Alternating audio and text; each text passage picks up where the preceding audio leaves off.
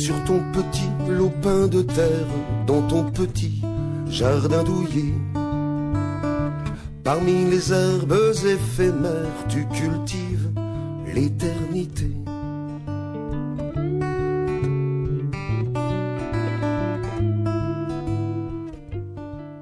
Alors effectivement, Habitat Humanisme, c'est du logement accompagné. Nous avons pour principe de fournir, autant que faire se peut, un logement à un prix très raisonnable à des personnes qui ont été exclues du système de logement pendant un certain temps, leur apprendre ou réapprendre à vivre dans un logement, à payer leurs charges, à respecter les voisins, à s'insérer dans la société. Il faut savoir que quand on n'a pas de logement, on a du mal à trouver du travail, et quand on n'a pas de travail, on a du mal à trouver un logement. Habitat et Humanisme essaye de casser ce cycle infernal.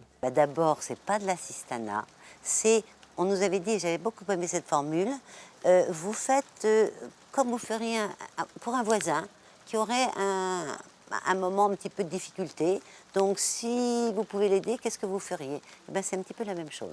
Nous avons chez Habitat Humanisme comme, entre guillemets, clientèle, des personnes qui sont relativement autonomes, et à la fois au point de vue autonomie dans la société, mais aussi autonomie financière. Alors, ce que j'aime bien Habitat Humanisme, c'est qu'on ne le fait pas d'abord à la place des gens, on les accompagne et on les aide, et c'est un peu un tremplin, enfin, c'est comme si on faisait la courte échelle à quelqu'un qui passe un moment difficile.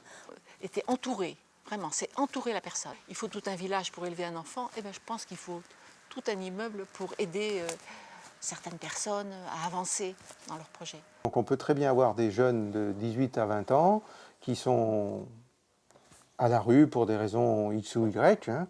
Et puis on peut très bien avoir des personnes plus âgées. On a des locataires qui ont passé la cinquantaine, qui ont eu des accidents de la vie. On a des femmes seules avec enfants, des hommes seuls qui veulent recevoir aussi leurs enfants, et puis même des retraités qui ont une petite retraite et qui sont très contents de pouvoir retrouver un petit peu de lien social au niveau d'Habitat Humanisme. Ma conjointe qui avait exprimé le désir d'avoir un appart, donc c'est un T1 qui lui a été affecté, que nous avons occupé donc un T1. Ça veut dire que tout est là, quoi. Vous avez la petite cuisine, vous avez la douche, vous avez la chambre à coucher, le salon, tout est là. On a eu donc à signer ces papiers, d'abord le contrat d'occupation, et ensuite des règlements. Ça, c'est extrêmement important. Étant donné que c'est une vie en société, il y a des règles. Donc, il faut les respecter. Je suis très sensible au logement, comme étant un lieu où on vit et on partage, on construit. On construit sa famille, on vit avec ses enfants. C'est un lieu prioritaire dans la construction de la personne, je crois. L'habitat humaniste nous amène tout le confort, hein. On est bien, on est occupé de temps en temps.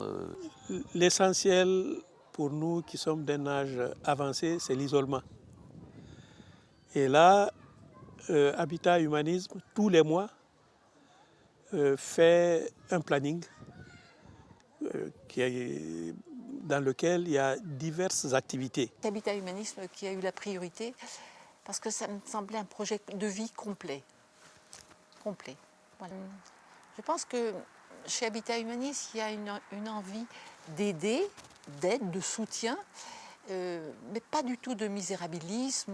Et beaucoup en mode projet, hein, donc c'est important aussi parce que souvent dans le monde associatif, il y a beaucoup d'élan du cœur et de générosité, mais pas nécessairement cette organisation en mode projet. Tu me parles de marjolaine, de violette et d'azalée, comme de copines incertaines qui font leur vie sans se soucier de leurs voisines bien en peine. Pour respirer, pour exister, c'est la folie furieuse. Elle se déchaîne, qui donc pourra bien résister? Il n'y a pas de mauvaises herbes, de mauvaises graines, de mauvaises gens, tout n'est qu'affaire d'amour, ou bien de haine, petit jardin deviendra grand. Alors, ça m'a convaincu que je ne me suis pas engagée tout de suite. Hein. On vous dit toujours, bah, écoutez, venez à une réunion ou deux, vous allez voir comment ça se passe. Et au bout d'un certain temps, bah, vous dites oui ou non si vous adhérez ou pas. Mais au départ, on vient voir. Mais au bout de quelques réunions, on voit déjà un petit peu l'ambiance et puis on apprend un petit peu sur le tas. On est souvent à ce moment-là, quand on débute, avec quelqu'un qui s'y connaît. Donc je dirais simplement, si on vient chez Habitat Humanisme comme bénévole, il faut simplement avoir envie d'aider les autres. Et après, Habitat Humanisme va donner les outils nécessaires pour aider les autres. Habitat Humanisme, c'est qu'il y a quand même une grande liberté.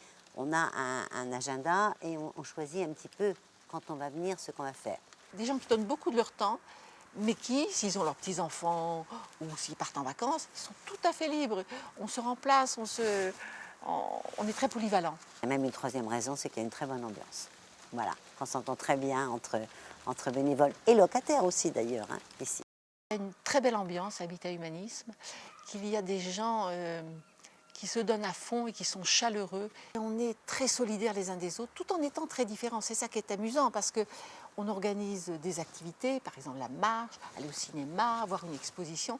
Et chacun s'est calé suivant son goût, son plaisir. Il y a beaucoup de plaisir à Habitat Humaniste.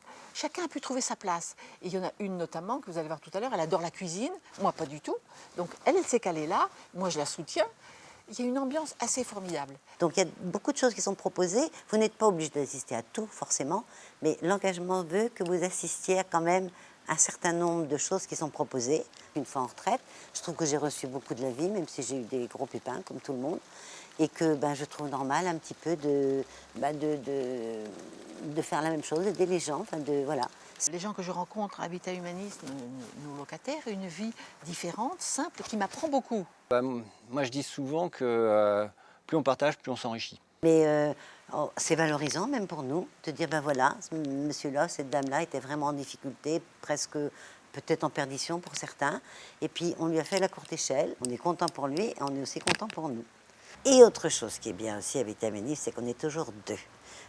Quand je suis rentrée à Habitat Humanisme, ça va faire 9 ans maintenant, je pense que si on avait été tout seul pour accompagner quelqu'un, je ne serais pas venue. Mais on est deux, et ça, c'est très important. Nous avons une centaine de bénévoles actifs sur le département, aussi bien sur la zone de Lorient que sur la zone de Vannes. Et il nous faudrait sans doute au moins, dans un premier temps, 20 à 25 bénévoles supplémentaires. Dans nos bénévoles, on a toutes sortes de métiers, dont en particulier les bénévoles bricoleurs. Eh bien, le bénévole bricoleur, c'est une personne qui a aussi un grand cœur, qui a envie d'aider les autres, qui a envie de soutenir ces gens qui sont en recherche d'un logement, mais qui a aussi des grands talents de bricoleur. On doit gérer en gros sur le département 115-120 logements actuellement. Le nombre de familles aidées, je pense qu'on ne doit pas être loin de 170 familles aidées sur le département. Cette terre est à partager, il y a de la place pour tout le monde. Apprenez à vous respecter. Il n'y a pas de mauvaises herbes, de mauvaises graines, de mauvaises gens, tout n'est qu'affaire d'amour, ou bien de haine, petit jardin deviendra grand. Deep, deep,